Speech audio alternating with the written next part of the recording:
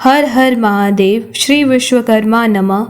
प्रिय भक्तों, आज विश्वकर्मा पूजा के दिन आइए श्रवण करते हैं विश्वकर्मा पूजा की सबसे पौराणिक और प्रचलित कथा, जिसे केवल सुनने मात्र से ही जीवन के सभी रोग कष्ट दूर हो जाते हैं और साथ ही विश्वकर्मा भगवान की कृपा से व्यापार में वृद्धि का आशीर्वाद मिलता है। एक बार कई ऋषि एक दिन धर्म क्षेत्र में इकट्ठे हुए और उन्होंने सूत जी से पूछा, हे महात्मा, कृपा कर आप हमें यह बताइए कि भगवान विष्णु के कई रूपों में से कौन सा सबसे बड़ा और महत्वपूर्ण रूप है। तब सूत जी बोले, हे ऋषियों, आपने बहुत ही अच्छा प्रश्न पूछा है जो संसार के भले के लिए है।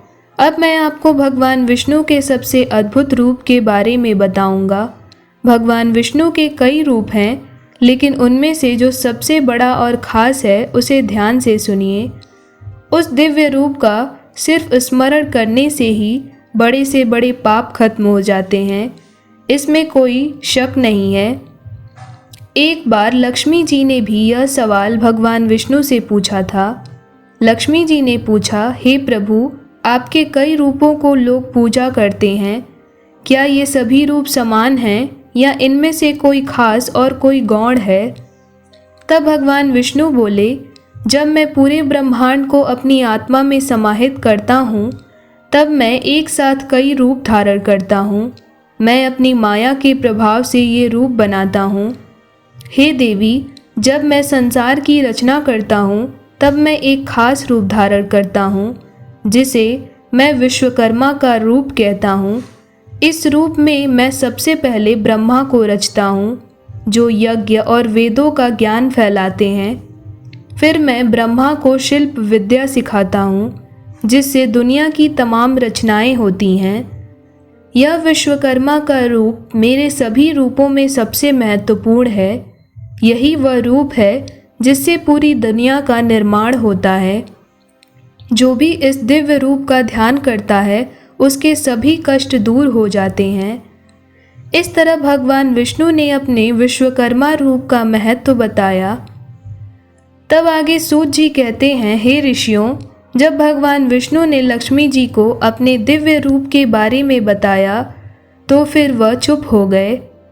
तब ऋषियों ने सूत जी से पूछा, हे महाराज, आपने यह दिव्य संवाद कैसे जाना और भगवान विष्णु का विश्वकर्मा रूप संसार में कैसे प्रसिद्ध हुआ। तब सूत जी ने कहा, हे मुनियों, ध्यानपूर्वक सुनिए।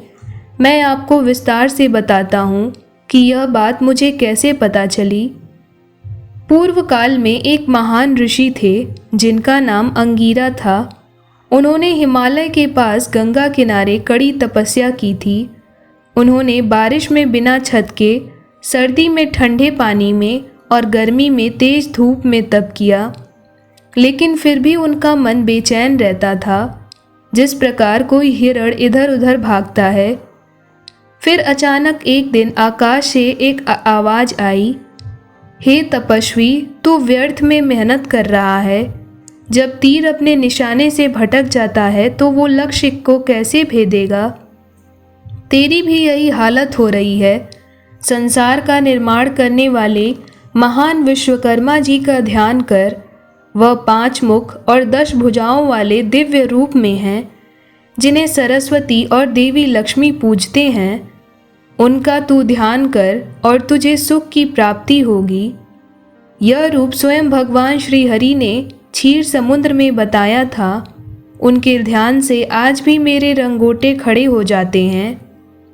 अमावस्या के दिन सभी काम छोड़कर व्रत रख और विधि पूर्वक श्री विश्वकर्मा जी की पूजा कर। यह सुनकर अंगीरा मुनि बहुत हैरान हुए और उन्होंने श्री विश्वकर्मा जी का ध्यान शुरू कर दिया। ध्यान के दौरान उनके मन में शिल्प कला का ज्ञान और अथर्ववेद की विद्या आ गई। उन्होंने विमान और अन्य शिल्प कला की कई रचनाएं की, जो संसार को श्री विश्वकर्मा जी की कृपा से मिली है।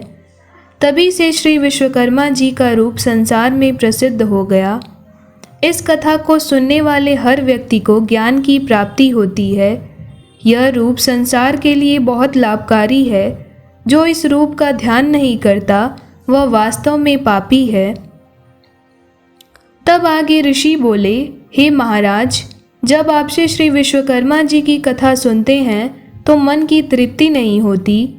जिस प्रकार देवताओं को अमृत पीने से तृप्ति नहीं मिलती है, श्री विश्वकर्मा जी की कहानी सुनने की इच्छा बार बार बढ़ती जा रही है, जैसे हवा से आग और तेज हो जाती है। तब सूत जी कहने लगे, हे मुनियों, एकाग्र होकर श्री विश्वकर्मा जी की दिव्य कथा को सुनो, जो सबके पूजनीय और सच्चिदानंद हैं। प्राचीन समय में एक राजा था जिसका नाम प्रमंगद था। वह राजा अपनी प्रजा का बहुत ध्यान रखता था, जैसे माता पिता अपने बच्चों का करते हैं। वह धर्म के कामों में कभी लापरवाही नहीं करता था और अपनी प्रजा को प्रेम से शासन करता था। वह कभी भी अपनी प्रजा पर अत्याचार नहीं करता था। राजा का राज्य भी सुखी था, क्योंकि उसमें कोई बुरा या दुष्ट व्यक्ति नहीं था। राजा की पत्नी कमला भी सती, विदुषी और धर्म कर्म में निपुण थी। एक बार राजा को अचानक कुष्ठ रोग हो गया। उसने बहुत इलाज करवाया, लेकिन उसका रोग ठीक नहीं हो रहा था। रोग से राजा बहुत परेशान हो गया था। तब ऋषियों ने बीच में पूछा, हे सूत जी, कृपा कर यह बताइए कि धर्म से राज्य करने वाले इस प्रमंगत राजा को यह रोग कैसे हुआ? अगर धर्म करने वालों को भी रोग हो सकता है, तो लोग धर्म कर्म में विश्वास किस प्रकार करेंगे? तब सूत जी बोले, हे ऋषियों, उस राजा ने पिछले जन्म में नास्तिकता का प्रचार किया था। वह लोगों से कहता था कि यह संसार अनादि है और इसका कोई निर्माता नहीं है। वह श्री विश्वकर्मा जी के अस्तित्व को नकारता था और इसी कारण उसे इस जन्म में यह रोग हुआ है। कई बार पिछले जन्मों के पाप और पुण्य का फल एक जन्म में ही नहीं मिलता, बल्कि कई जन्मों के बाद मिलता है। इसीलिए इस प्रमंगत राजा को अब यह फल मिला है। राजा की पत्नी, जो एक पतिव्रता थी, अपने पति को इस तरह दुखी देखकर बोली, हे राजन, हमारे कुल पुरोहित भी एक बार अंधे हो गए थे। तब उन्होंने अमावस्या का व्रत किया और श्री विश्वकर्मा भगवान का पूजन किया। इसके बाद उनकी आंखों की रोशनी लौट आई। मैं आपसे प्रार्थना करती हूँ कि आप भी श्री विश्वकर्मा भगवान की शरण में जाइए और अमावस्या का व्रत कीजिए। इससे आपको भी इस रोग से छुटकारा मिलेगा। तब राजा ने कहा, हे प्रिय, तुमने सही कहा है। तुम्हारी बात सुनकर मेरा मन प्रसन्न हो गया है और मुझे पूरा विश्वास हो रहा है कि श्री विश्वकर्मा भगवान के व्रत से मेरा रोग ठीक हो जाएगा, क्योंकि किसी भी काम की शुरुआत में जो उत्साह आता है वह सफलता का पहला संकेत है। सूत जी ने कहा कि उस दिन से राजा ने रोजाना श्री विश्वकर्मा भगवान का पूजन और व्रत करना शुरू कर दिया। अमावस्या के दिन राजा ने व्रत रखकर पूरी श्रद्धा से श्री विश्वकर्मा भगवान की पूजा की। आगे सूत जी कहते हैं, हे मुनियों, मैंने आपको श्री विश्वकर्मा जी की अद्भुत कथा सुनाई है। अब मैं आगे एक और चमत्कारी कथा आपको सुनाने जा रहा हूँ। एक समय की बात है, वाराणसी में एक मेहनती कारीगर और उसकी पत्नी रहते थे। वो कारीगर अपने काम में बहुत माहिर था, पर फिर भी उसे अपने परिवार का ठीक से पालन पोषण करने में मुश्किलें आ रही थीं। वह दिन रात काम की तलाश में इधर उधर भटकता रहता था, फिर भी खाने पीने और पहनने के लिए बहुत कम ही जुटा पाता था। उसकी पत्नी भी बहुत परेशान रहती थी, क्योंकि उनके कोई संतान नहीं थे। उसे चिंता थी कि बुढ़ापे में उनका क्या होगा। वह इस चिंता में मंदिरों और संतों के पास जा जाकर पूजा पाठ और तंत्र मंत्र करवाने लगी, ताकि उन्हें संतान की प्राप्ति हो सके। लेकिन उसे हर जगह धोखा ही मिला। कुछ लोग उसे गलत बातों में उलझाते तो कोई नकली ताबीज या मंत्र देकर भेज देता, उसकी हालत ऐसी हो गई थी कि जैसे मृग जल की तलाश में दौड़ता है पर पानी मिलता नहीं है। उस महिला के आसपास के लोग भी उसे गलत सलाह देते थे। कोई कहता कि देवता उसकी समस्या का हल करेंगे, तो कोई उसे सफ़ेद भस्म देकर घर भेज देता। इस तरह वह पति पत्नी दोनों बहुत दुखी थे। एक दिन एक पड़ोसी ब्राह्मण ने उनसे कहा, तुम दोनों मूर्ख हो। यह सब फालतू के उपाय करने से न तो तुम्हें संतान मिलेगी और ना ही सुख। ये सब मिथ्या है। अगर तुम सच में संतान चाहते हो तो किसी और उपाय की बजाय भगवान विश्वकर्मा की शरण में जाओ। ब्राह्मण ने समझाया कि श्री विश्वकर्मा ही ऐसे भगवान हैं जो कर्मों के अनुसार फल देते हैं। उन्होंने कहा कि अगर तुम्हारी हालत तुम्हारे बुरे कर्मों की वजह से है तो श्री विश्वकर्मा भगवान ही तुम्हारी मदद कर सकते हैं। उन्होंने सुझाव दिया कि अमावस्या के दिन व्रत रखो, संयम से रहो और श्री विश्वकर्मा जी की भक्ति करो। जितना हो सके दान करो और अच्छे कर्म करो। ब्राह्मण की बातें सुनकर कारीगर को सच्चाई समझ में आ गई। उसने ब्राह्मण के पैर छुए और घर चला गया। इसके बाद वह और उसकी पत्नी श्री विश्वकर्मा जी की भक्ति में लग गए। अमावस्या के दिन व्रत रखने से और भगवान विश्वकर्मा की कृपा से उन्हें धन और संतान की प्राप्ति हुई। उनका पुत्र गुणवान, सुशील और माता पिता की सेवा करने वाला निकला। धीरे धीरे उनके जीवन में सुख शांति आने लगी। इस तरह से जो लोग सच्चे मन से श्री विश्वकर्मा भगवान की भक्ति करते हैं वे इस जीवन में सुखी रहते हैं और संतान सुख प्राप्त करते हैं।